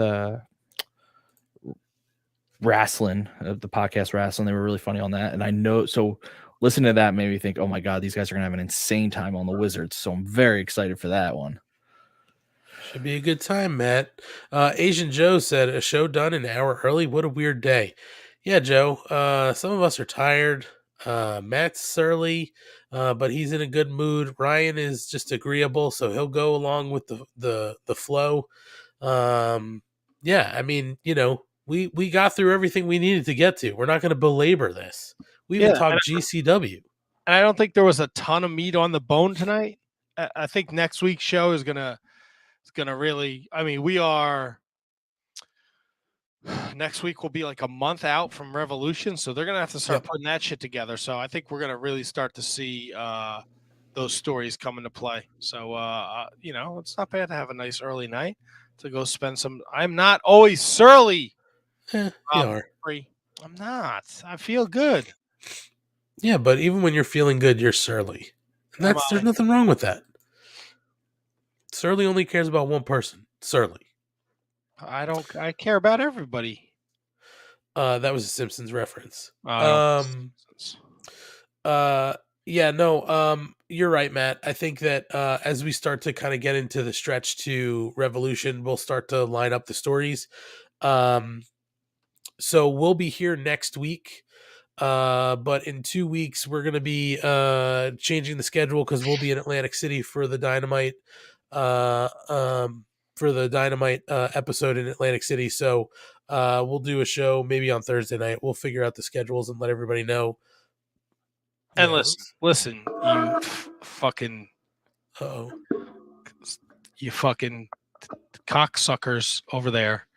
All right. Oh boy. Ryan gets invited to everything. This weird narrative that I gotta fucking see.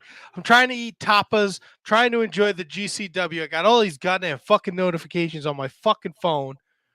Oh, you guys didn't invite Ryan. Why don't you bring Ryan with you? Listen, you motherfuckers. Ryan gets invited everywhere. I didn't tell him to move to fucking Philadelphia, okay, and miss all the events close to New York City.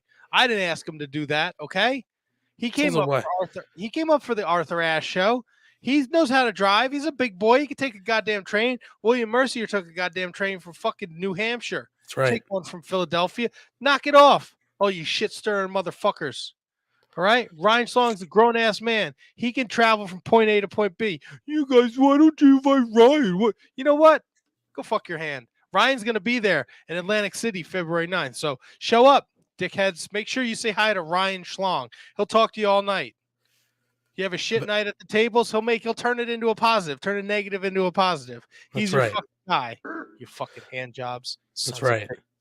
That's also why that's why Ryan needs to also tweet from a personal account. I can't. These fucking notifications are out of control. Just out of control. Fucking notifications. I can't, because if somebody sends me a DM, Ryan, for these stickers that we have, just check a couple times a day, shut the fuck up and let me plug, you ass. No. If you want these stickers, just DM us on Twitter, Instagram, Facebook, anywhere you can send us a message at MarkOrderPod. Send me your name and address, and I will send you some stickers anywhere in the world. You don't worry about anything. Just tell me where to send them. I'll take care of the rest. You see that? Look at that. Eric F says he's still waiting for his stickers. They're in the mail, Eric. They went out. And I can even give you an exact date, but they went out. I can't help it if this international postage system doesn't work so well. What, do you send them to Canada? Yes. Yeah, I see it. Good. Feel attacked, Rob Humphrey. You did this to yourself. I know you're part of this little group out there in Twitterland, little Mark Orderlings. You suckle the teat of Schlong. He says, "Oh, my little minions, tweet, tell them I didn't get invited to the show." You could have went so many places with suckling Schlong, but you went with all into pod people. They're all little Ryan Schlong. Well, maybe if you guys included me in things, they wouldn't need to stand up for me. You know what's going to happen, Ryan Schlong? What's Screen caps of text messages are going to start flooding the internet with invitations. I have this to do. I have this to do. I have this to do. All your excuses, all your shit, all the truths will come to the surface.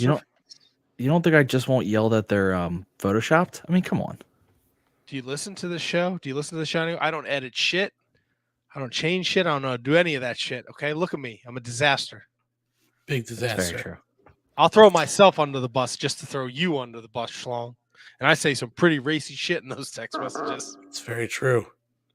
For anybody listening out there, watching us live on YouTube, thank you so much. If you're listening in podcast form, we also thank you. Make sure wherever you're... This nonsense. He's being compared to Brody Lee. No, that just doesn't make any sense. What is this? People from Canada have no brains. They want him dead. That's what that means. Well, he's going to do it to himself. Keeps drinking fucking Pepsi at midnight. What are you drinking so late? Water, baby. What was the thing you started off with? Can I get through the plugs so we can get the fuck out of here? A Dogfish whiskey sour. I think that is worse than what I drank, so. Let me see. So if you're listening in podcast form, make sure you're subscribing, liking, rating, reviewing, whatever you have to do on your podcast forum in order to help us in the algorithms.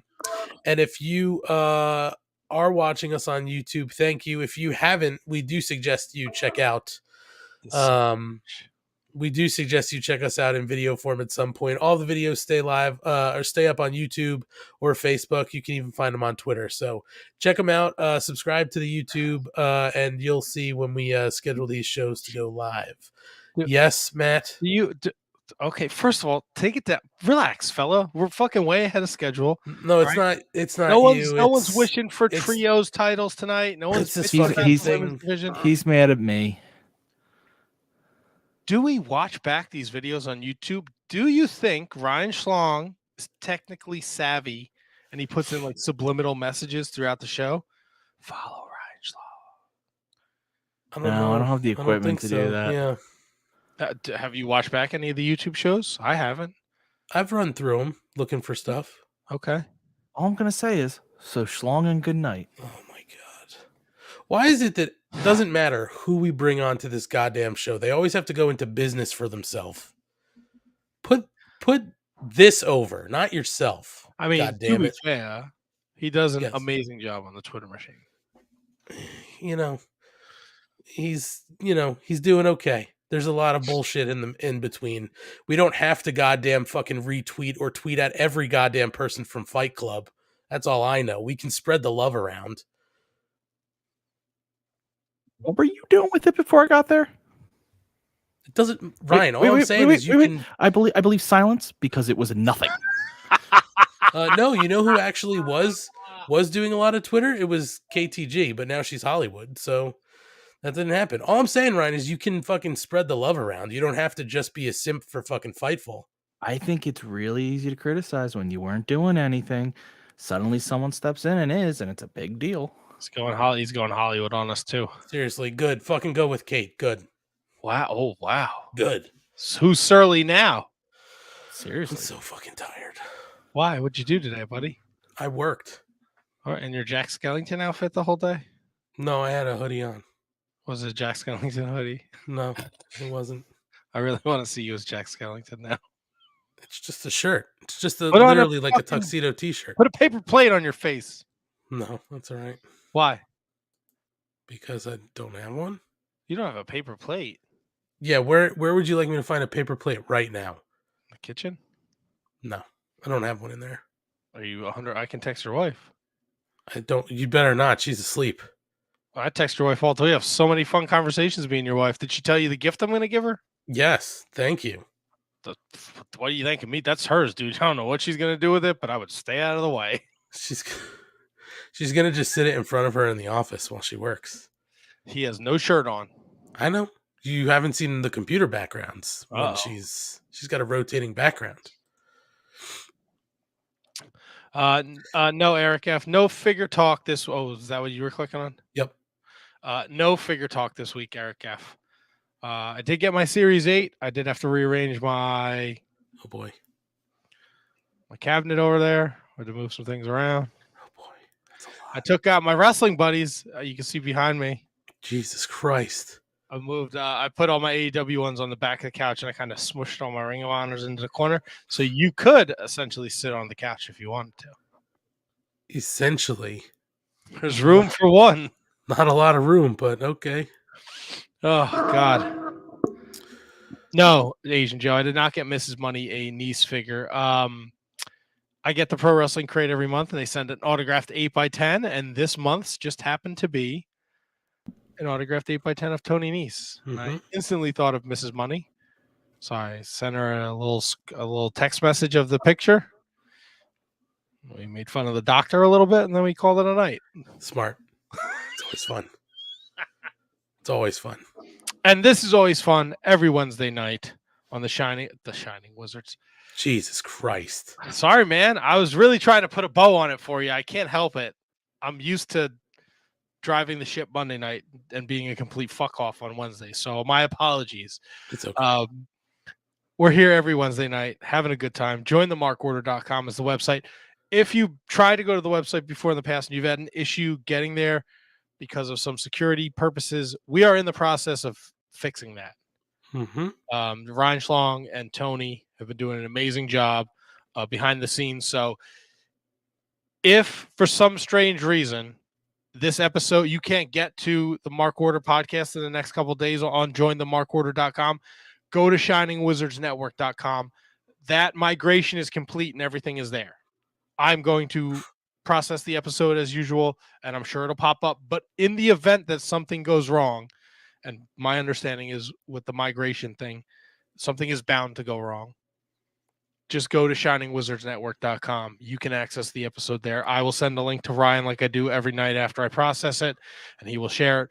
But again, in the event that that happens, we're hoping it doesn't, but it's going to be at shiningwizardsnetwork.com, the latest episode. So just bear with us. We're updating because, the Wizards podcast website is very archaic and it kind of bled over into the Join the Mark Order podcast. So we're fixing that. But follow us all forms of social media at Mark Order Pod. Again, as Anthony said, rate, review, subscribe. We'll be back next week. Hopefully Kate is feeling better. Mm-hmm. Hopefully I will be back, making 3 weeks in a row. Schlong will be here with Kozlov and Santina Morella. Mm-hmm. And hopefully Anthony is well rested. Hope so. And We'll see.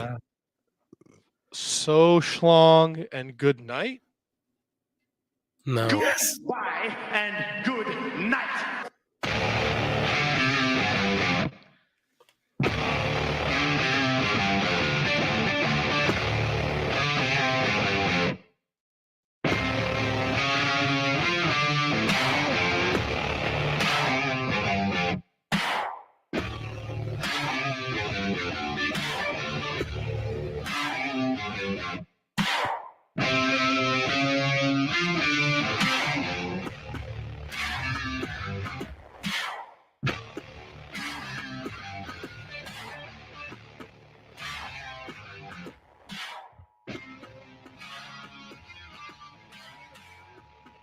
This concludes the Mark Order podcast.